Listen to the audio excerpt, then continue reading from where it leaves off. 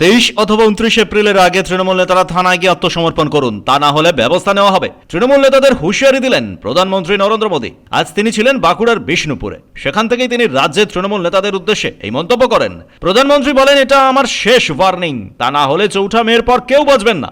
TMC के सभी गुंडों, सभी सिंडिकेट, सभी भ्रष्टाचारियों को एक आखिरी मौका देता हूं।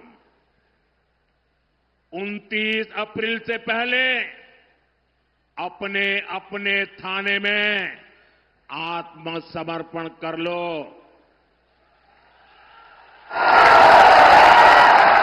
यहाँ पर 23 तारीख के पहले कर लो, क्योंकि 4 मई के बाद कोई भी बच नहीं पाएगा।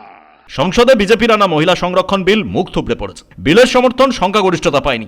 গতকাল জাতির উদ্দেশ্যে ভাষণ দিয়েছিলেন মোদী, বিরোধীদের উপর দোষারোপ করেছেন।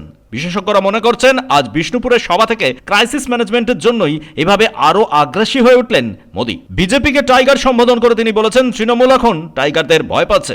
বিজেপি ক্ষমতায় এলে সিন্ডিকেট রাজ বন্ধ হবে, হুঁশিয়ারি দিলেন প্রধানমন্ত্রী। बालू, पत्थर, कोयले के अवैध खनन से जुड़ा टीएमसी का सिंडिकेट, कान खोलकर सुन लो, कान खोलकर सुन लो, ये सब छोड़बे ना।